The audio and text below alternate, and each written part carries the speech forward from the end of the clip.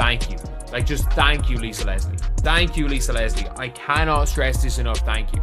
There is somebody with sense. There is actually somebody with some sense. After a year of both current and former WNBA players, and plenty of media voices attacking the Caitlin Clark cash machine, Lisa Leslie's remarks about her might have been the most refreshing breath of air ever recorded in the history of women's basketball. And when it comes to WNBA legends, there's no better ally than Lisa. She's one of the most iconic figures the sport has ever known. The OG of OGs, the first to dunk, the face you'd carve into the Mount Rushmore of women's basketball. Her words didn't just land. They flawlessly countered every criticism thrown at Caitlin Clark, and made the haters look downright foolish. As the jealousy surrounding Clark continues to bubble. It's simple, common-sense statements like Leslie's that cut through the noise and put everything in perspective. They force the critics to pause and think, or at least we hope so. Because if we've learned anything, it's this. The more Caitlin does for the league, the more she accomplishes, and the louder the whining gets. Let's dive into what Lisa said. Because, as this video proves, every like equals one tissue for the haters. So do your part. Lisa is speaking up now because Caitlin is breaking records before she's even set foot on a WNBA court. And the haters?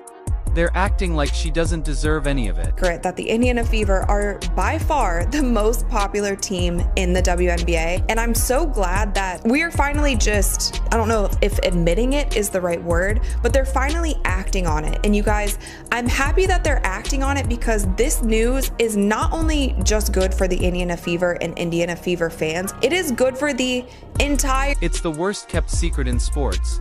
Caitlin Clark is the most popular player in WNBA history, and possibly the most talked about female athlete in America right now. The hype and economic impact she's generating are undeniable. Just look at the numbers. In her rookie season, Clark and the Indiana Fever shattered attendance records. The Fever drew more than 300,000 fans to home games in 2024, setting a new WNBA single-season record, and marking a staggering 39% increase from the previous year. Television viewership skyrocketed as well.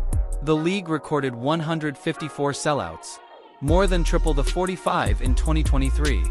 The 7 most-watched WNBA games in ESPN history all took place last year, and 2024 officially became the most-watched season ever, with more than 54 million viewers tuning in, largely thanks to Caitlin Clark's Fever. Her star power didn't stop there. Even in the off-season, Clark drove unprecedented excitement. When the Fever announced a preseason exhibition game in Iowa, her old college stomping grounds, fans snapped up 15,000 tickets in under an hour, selling out the arena for a preseason game. This should be a moment of celebration for every WNBA player. More exposure, more fans, more opportunities. For decades, the WNBA has carried the stigma of being a money-losing enterprise propped up by the NBA. But with Clark in the league, the future suddenly looks different. Players could finally get paid more. The league could finally prosper. And yet, instead of jubilation, we've seen jealousy. Many players have tried to hide it behind diplomatic words, but it leaks through. Some have even gone so far as to downplay Clark's influence, while others, incredibly, have tried to credit themselves for the league's rise. We watching women's basketball. It's not just because of one person. It's because of me too, and I want y'all to... Then there are those who go so far as to link Caitlin Clark's fame to her race, suggesting she is only popular because she's white. Just the structure of the way media plays out race. This criticism doesn't just come from players. It also extends to the media and fans. And I get it. If you're a player, it must be frustrating that reporters constantly want to talk about Caitlin. It must be irritating to be asked about her in every single interview. But here's the thing. The answer isn't to disparage Caitlin or act rude. The smarter move for WNBA players is to capitalize on the attention she's bringing and give those new fans a reason to learn your name. Because the truth is this, complaining only hurts the league's reputation. Women's basketball has always needed a transcendent star to draw in casual fans and transform the game into mainstream, must-watch TV. And Caitlin Clark is exactly that star. Not even icons like Candace Parker or Diana Taurasi entered the WNBA with this kind of profile. Remember how nearly 19 million people watched Clark in the NCAA championship game? No women's player had ever brought that kind of buzz into the league. At Iowa, she was a one-woman show, dropping 40-point masterpieces in March Madness and carrying her team to back-to-back national championship appearances. Clark, step back, hits a three. Caitlin Clark looking to push the pace. Clark showing off the moves. Clark, to the rim, just couldn't finish. Clark with the head. She practically made the league her own by breaking attendance and merchandise sales records. Just look at the numbers. You'd have to be living under a rock, buried under Mount Everest, wearing noise-canceling headphones at a Metallica concert not to see what's happening here. It's black and white. No debate. Clark with the board. Diana Taurasi has 48 triples coming into the game. Not only did Caitlin Clark live up to the hype, but she also broke WNBA records for single-season assists and points by a guard, averaged nearly 20 points per game, and led Indiana to its first postseason appearance since 2016. For everyone who doubted whether her style would translate to the pros, it did. She proved it. And she's doing it with a confident swagger few can match. Caitlin Clark isn't just popular, she's the real deal on the court. 20 points, 8.4 assists, 6 rebounds. That's crazy. But 5.6 turnovers. Hell of a number. Those are hell of a numbers. But to me, that's not dominating. Yeah, it's only not dominating because... And yet, certain members of the WNBA community simply can't handle it. For some, it's too much for their egos. They see Caitlin achieving mainstream fame they never reached, despite their own talent, and it stings. Take the league's new national broadcast schedule. 6 WNBA teams moved their home games against the Fever into NBA arenas. But instead of admitting it was because of Caitlin Clark, some tried to dodge the obvious. The Atlanta Dream's owner even blamed a scheduling conflict at their regular arena. One that was mysteriously solved by moving to a 16,000-seat NBA venue. It's just the latest example of how Caitlin's success keeps exposing the jealousy simmering around her.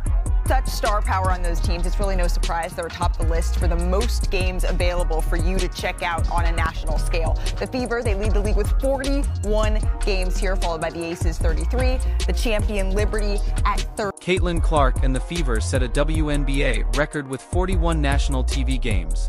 That's 9 more than the reigning champion Liberty, and 8 more than Aya Wilson's Aces. It should shock no one. Last season, Clark's playoff games pulled in 2.5 million viewers, outdrawing even recent WNBA finals. This isn't secret information. Everyone knows it, and the actions of the teams and broadcasters make it even more obvious. Now here's the opportunity. The Fever have built an incredible roster thanks to blockbuster free agency moves. They added veteran stars like Natasha Howard, a 3-time champion and former Defensive Player of the Year, plus Brianna Turner, a shot-blocking specialist. They brought in Sydney Colson, a savvy 2-time champion and vocal leader, and DeWanna Bonner, a 6-time All-Star and 2-time WNBA champion. And then came the splashiest move, trading for sharpshooter Sophie Cunningham, known for her swagger and grit. As Sophie herself said, Indiana isn't playing around. What once looked like a rebuild now looks like a contender on paper. The Fever suddenly have 5 All-Stars: Bonner, Clark, Howard, Aaliyah Boston, 2023 Rookie of the Year, and Kelsey Mitchell. Fans are going to be deeply invested, and with Boston's dominance inside plus multiple champions and a stacked bench, the quality of play will skyrocket. But as soon as the news broke, some players, who stand to benefit the most from this increased spotlight, started voicing their displeasure. Even Nafisa Collier, who just led her team to the WNBA championship and won MVP of her own unrivaled summer league, downplayed Clark's 41-game TV schedule. When asked about it, ESPN captured her initial reaction. I think it's 2 things. I mean, obviously people want to watch Caitlin play, and so you have to put the people on TV that people want to see. But at the same time, like, there's stars all over the league, and you want good basketball as well. Obviously, Indiana, especially like with their free agents, they're gonna be a great team. But to not have the defending champs on TV more, I think that is. It's a little crazy. Now, before we circle back to Lisa Leslie, who addressed this far more gracefully, I need to go on a quick tirade. Collier sits on the WNBPA Players Executive Committee, lobbying for higher pay checks. She, more than anyone, should understand that superstars drive league growth.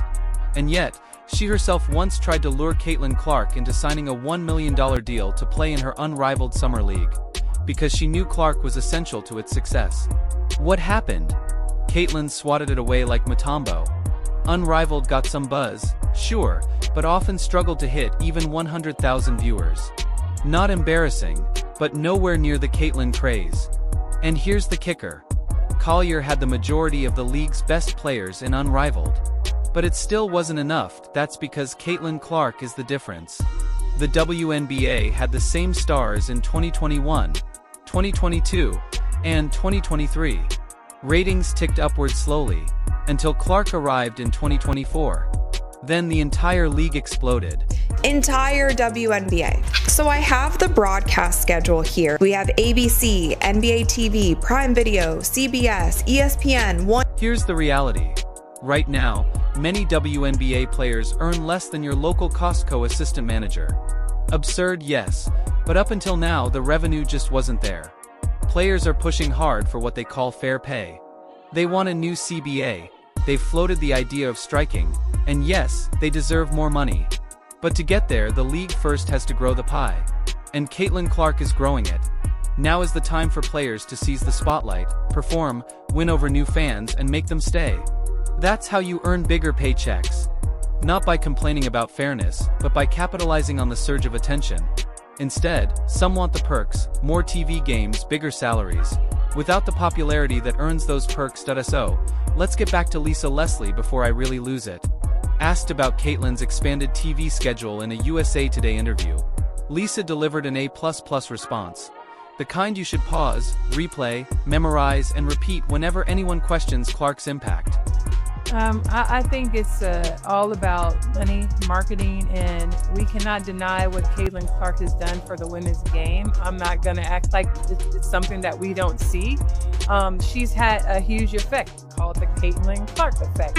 Yes, have we ever had teams have to get into larger arenas to play against a team? No, we have not. So if we have more eyeballs on the game and Caitlin Clark brings that, why would we feel some kind of way because she has more television games? Obviously. Like, that is so true. Every word of that statement is fact. It was a masterpiece, something you could frame and hang in a museum. But Lisa didn't stop there. She went on to explain the ripple effects of the Caitlin Clark effect on every player. It's something everyone in the league can see with their own eyes, but too many refuse to acknowledge. Instead of embracing the rising tide, some stomp their feet and plug their noses while Caitlin brings home the bacon for the whole league. And Lisa's right. Why on earth would you be mad about more people watching your sport?